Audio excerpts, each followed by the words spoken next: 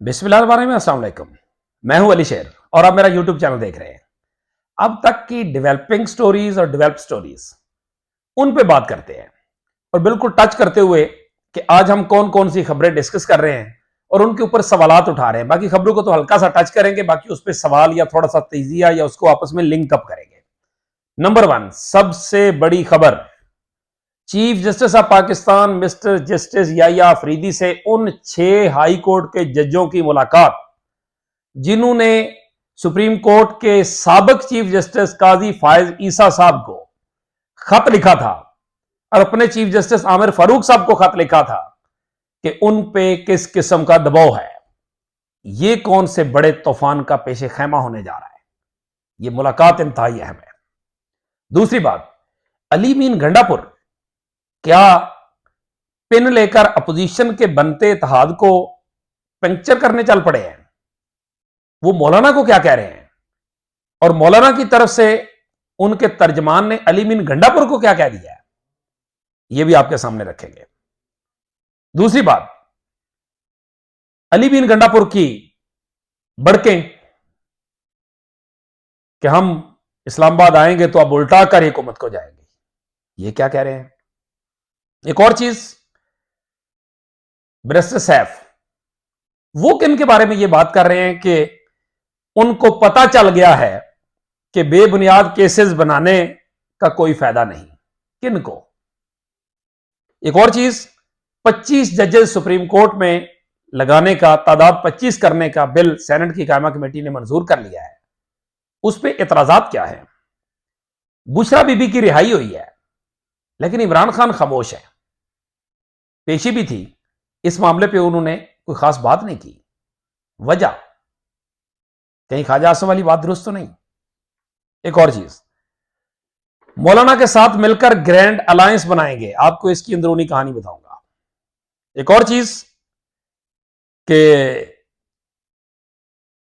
इस्लामी नजरियाती council ने एक statement जारी की है जो जस्टिस मंसूर अली शाह को उतना ना सही लेकिन कुछ थोड़ा सा मुश्किल में डाल सकती है, काजी फायज ईसा की तरह।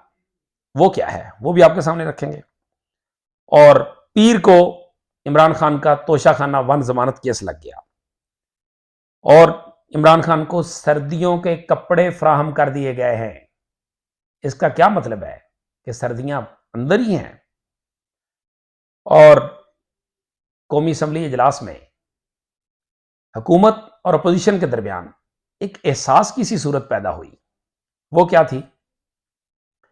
और लास्टली, खैबर पख्तूनख्वा में सरकारी सतह पे दिवाली नहीं मनाई गई ताहाल। क्यों। अब बिल्कुल टू द पॉइंट चलते हैं।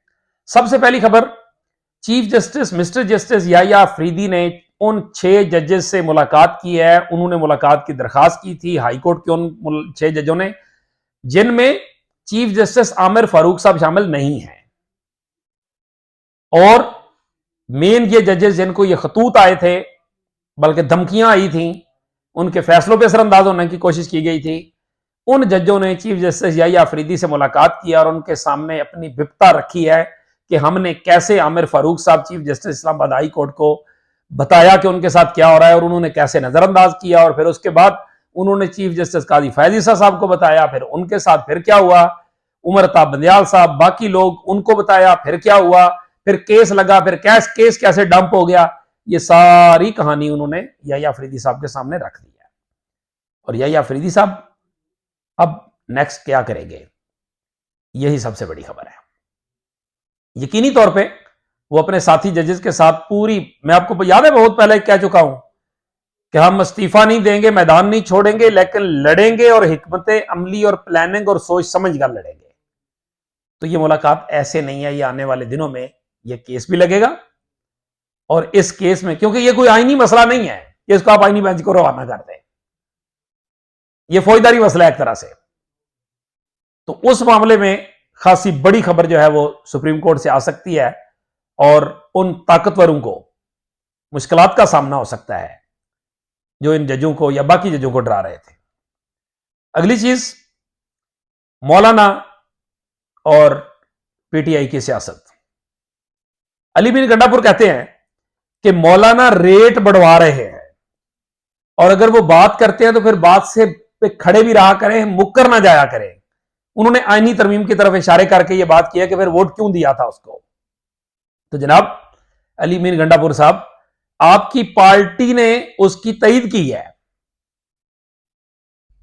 इनडायरेक्टली, अपनी पार्टी का फैसला अपनी जगह, लेकिन अब अली मीर गंडापुर मौलाना के बारे में जो कुछ कह रहे हैं, और फिर असद कैसर और अली जफर ने जो मुलाकात किया कामरान मुर्तजा से और उनको जो पैगाम पहुंचाया, मैं आपको उसकी कहानी बताता हूं। मौलाना को दोबारा पीडीएम टाइप अपोजिशन इत्तेहाद के ग्रैंड अलायंस का सरबराह बनाने की पीटीआई ने पेशकश कर दी है। बानी चेयरमैन पीटीआई इमरान खान ने। कितनी बड़ी खबर है, यह आपको होती हुई आगे चल नजर आएगी। और मौलाना 27वीं तरमीम को वोट किसी सूरत नहीं देंगे, जो मर्जी हो जाए, चाहे उनके मुबैना तौर पे 2 सेंटर और 2 एमएनए टूट ही क्यों ना जाए। यह भी आपको बता दूं, ये 2 बड़ी खबरें दे रहा हूं आपको। नंबर 1, मौलाना 27वीं आईनी तरमीम आई भी सही, बंदे उनके पूरे भी हुए, तो जेयूआई उसको वोट नहीं देगी। नंबर 2, मौलाना को पेशकश कर दी गई है इमरान खान की तरफ से कि आपने जिस तरह पीडीएम को बतौर सदर लीड किया था, अब आप हमारी भाग दौड़ और हमारी क्यादत संभाले और आगे चले, हम सब आपके पीछे हैं। यह बहुत बड़ी खबर है। असद कैसर ने कहा कि हम ग्रैंड अलायंस बनाने जा रहे हैं अपोजिशन जमातों का, वकला साथ होंगे, बाकी लोग होंगे, तो ये एक अच्छा खासा एक प्रोटेस्ट की और सारी सिचुएशन में एक बड़ी चीज बनती नजर आ रही है।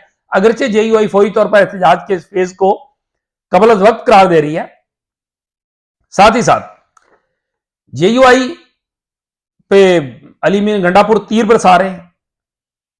जब पीटीआई मुश्किल में है तो अली मीर गंडापुर मौलाना पे तीर बरसा के किसका एजेंडा पूरा कर रहे हैं? पीटीआई में इख्तलाफात और अपोजिशन को तकसीम रखना और जेयूआई को दूर करना, यह किसका एजेंडा हो सकता है? अली मीर गंडापुर ऐसा क्यों कर रहे हैं? और फिर वो जो बात है कि मैंने बुशरा बीबी को रिहा करवाया, मेरा किरदार था, तो आने वाले दिनों में इमरान खान जो है वो भी रिहा होंगे, तो फिर ये सब कुछ क्या है? इसका मतलब है कि अली मीर गंडापुर के जरिए कुछ हुआ है। फिर वो ख्वाजा आसफ वाली बात कि ये इमरान खान की मर्जी के बगैर नहीं हो रहा। और फिर इस कड़ी को मिलाएं, इमरान खान आज की जो समात थी उसमें वो बुशरा बीबी की रिहाई के मामले पे खामोश रहे। जो रिपोर्ट्स आई हैं कि उन्होंने कोई उस पर बात नहीं की, कोई डील या कोई इस किस्म की बात, कोई पॉजिटिव नेगेटिव उससे अवॉइड किया है। ये खामोशी क्यों है? और फिर वो जो कही जा रही है कि बुशरा, अली मीर गंडापुर और इमरान खान के अलावा कोई तीसरा पार्टी में ये बात जानता ही नहीं है कि क्या हो रहा है। एक और चीज कि मौलाना फजलुर रहमान के हवाले से असद कैसर ने कहा है कि उनकी, मौलाना की और असद कैसर की फोन पे बात भी करवाई गई है, जो मीटिंग हुई है जेयूआई की, अली जफर, असद कैसर और कामरान मुर्तजा की, और उसमें मौलाना को ग्रैंड अलायंस का सरबराह बनने की पेशकश की गई है, बल्कि दरखास्त की गई है। अली मीर गंडापुर दूसरी तरफ भड़के मार रहे हैं कि अब हम आएंगे तो हम इस्लामाबाद को उल्ट के जाएंगे, हुकूमत को उल्ट के जाएंगे। देखते हैं, कल कहा कि जब हमारे जनाजे पढ़ लेना, अब ये पता नहीं कैसी वहां पे और किस शय पे और किस तरह से कह रहे हैं, किस इशारे पे कह रहे हैं। क्या वो ये बातें खुद सब कुछ खुद कर रहे हैं? ये भी इंपॉर्टेंट सवाल है। और इसके साथ ही साथ जेयूआई ने भी अली मीर गंडापुर को जवाब दिया है। असलम गौरी जो तर्जमान है जेयूआई के, उन्होंने कहा है कि सरकारी मुलाजमीन को इस्तेमाल करके अली मीर गंडापुर ने बगावत की है। तो इसका क्या मतलब है कि बगावत करने वालों के साथ जेयूआई खड़ी होगी। जेयूआई की मजलिस आमला का इजलास भी कल 2 रोजा इजलास बुला लिया गया है, जिसमें हम फैसले होंगे। और एक और चीज इसी से जुड़ी हुई, और वो खासतौर पे है अदलिया के हवाले से। 25 जज सुप्रीम कोर्ट के करने के ऊपर जो है वो बिल मंजूर किया गया है, उस अब्दुल कादर, सेंटर अब्दुल कादर का बिल, आजाद रुकन के, जिसको पीटीआई ने बनाया था। और पीटीआई की रुकन फौजिया अरशद ने अपना बिल वापस ले लिया जजों की तादाद बढ़ाने का। और उस कमेटी में मैं मौजूद था, मेरे सामने कामरान मुर्तजा साहब ने कहा JUI के सेंटर ने कि पहले यह पता कर लें कि जजों को सुप्रीम कोर्ट को जज चाहिए भी या नहीं चाहिए। आपने पूछा उनसे। हामिद खान ने कहा कि हाई कोर्ट में, सिर्फ लाहौर हाई कोर्ट में 20 जजेस की सीटें खाली है, वहां तो आप जज लगा नहीं रहे। तो आपको सुप्रीम कोर्ट का बड़ा इश्क हुआ है कि वहां पे केसेस बढ़ गए हैं। कट शॉट यह कि वहां पे अक्सरियत की बुनियाद पे उन्होंने कानून की मंजूरी दे दी बिल की। अभी बैरिस्टर वकील कह रहे हैं कि 26वीं आईनी तरमीम से प्रैक्टिस एंड प्रोसीजर एक्ट जो है वो डिस्टर्ब हुआ है। मंडे को उसका ऑर्डिनेंस लेके आ रहे हैं। इजलास आज जुमा को खत्म होने थे सेनेट और असेंबली के, लेकिन अब पीर तक चले गए हैं और मुमकिन तौर पे हो सकता है कि उसमें यही बिल लाए जा रहे हैं जिसके बारे में बैरिस्टर वकील कह रहे हैं। एक और चीज कि पीर को तोशाखाना 1 केस जो है उसकी जमानत लग गई है सुप्रीम कोर्ट ऑफ पाकिस्तान में, इमरान खान की। देखते हैं इसमें क्या होता है। और उसके साथ ही साथ अगर हम बात करें बचत किफायत शहरी, वजीर आजम के जहाजों के लिए, उनके घर के लिए और दीगर उसके लिए 25 करोड़ 27 लाख रुपए की मंजूरी दे दी गई है। हम बचत कर रहे हैं, हम कर्जा ले रहे हैं IMF से, हम सूद दे रहे हैं, हम बाकी चीजों में बचत कर रहे हैं, हम मुलाजमीन की सामियां खत्म कर रहे हैं। हमने 1.5-2 लाख सरकारी मुलाजमीन की सामियां खत्म कर दी हैं, लेकिन हमने 25 करोड़ वजीर आजम हाउस पे लगाने हैं, जहाजों पे भी लगाने हैं। और उसके साथ साथ एक सुप्रीम कोर्ट से खबर आई है, वो ये कि इस्लामी ज़ाती काउंसिल से कि मंसूर अली शाह साहब की सरबराही में जो फैसला दिया गया था, जिस फैसले में यह कहा गया था कि अगर कोई मर्द अपनी पहली बीवी और सालसी कौंसल की इजाजत के बगैर दूसरी शादी करता है तो पहली बीवी को हक हासिल है कि वो निकाह खत्म कर दे। इस पे इस्लामी ज़ाती काउंसिल ने इसे गैर शरई करार दिया है और कहा है कि इस्लाम ने ऐसी कोई पाबंदी नहीं लगाई है। यह फैसला कानून के मुताबिक तो है लेकिन शरीयत के मुताबिक नहीं, और उन्होंने इस फैसले को अगले सुप्रीम कोर्ट के इजलास में जेर बहस लाने का फैसला किया है। एक और चीज, कौमी असम्बली के इजलास में 2 बातें इंपॉर्टेंट हुई। अली मोहम्मद खान ने कहा कि कब तक तेरा लीडर मेरा लीडर के चक्कर में हम वज़राए आज़मों को फांसियां दिलवाते रहेंगे, घरों को भिजवाते रहेंगे, जेलों में भिजवाते रहेंगे।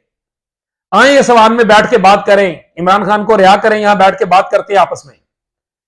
तो आजम नजीर तारा ने जवाब दिया कि जिस तरह हम पढ़े हैं हम उसी तरह पढ़ाने पे यकीन नहीं रखते, लेकिन ये सब कुछ शायद काकान अब्बासी से लेके हनीफ अब्बासी और राना सनाउल्लाह और नवाज शरीफ और मरियम और इन सब तक ये जो कुछ आप करते रहे हैं ये आप ही करते रहे हैं और ये नहीं होना चाहिए था। लेकिन उन्होंने कहा कि अब भी PTI अपने मसाइल का हल कहीं और से ढूंढने की बजाय इस ऐवान से ढूंढे।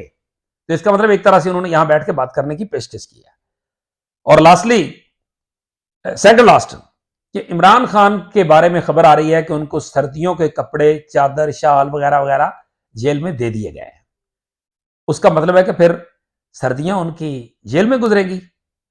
लेकिन खैर इस्लामाबाद और पिंडी में सर्दी शुरू हो चुकी हुई है, इसलिए वो वहां पे उनको चादरें वगैरह देना या ये वो करना ये कोई इतना भी नहीं है। जब अगर जमानत हो जाती है, अगर छोड़ने का फैसला हो जाता है तो वो चादरें और हर चीज जो है वो साथ भी आ जाएगी। लेकिन एक अंदाजा लगाया जा सकता है कि शायद इसी वजह से। और लास्टली, कि तमाम सूबों में हिंदू बरादरी की दिवाली मनाई गई है। खैबर पख्तूनख्वा में अब तक अली मीन गंडापुर वज़ीर आला की तरफ से ऐसी किसी तकरीब का एहतमाम नहीं किया गया, हमारे इल्म में कम अज कम नहीं आया, हमने मीडिया पे नहीं देखा। जो भी है, पाकिस्तान में सफेद परचम जो है वो अक़लीतों के लिए है और उनके साथ सबको उनकी खुशियों में एक तरह से शरीक होना चाहिए या उनको एक अप्रिशिएट करना चाहिए। तो उस सारी सूरत हाल की वजह से हम ये बात कह रहे हैं कि बहरहाल उनको भी ऐसा करना चाहिए था। बाकी ज़ाहिर है वो बाख्तियार है। इसी के साथ मुझे दीजिए इजाज़त। अल्लाह हाफ़िज़।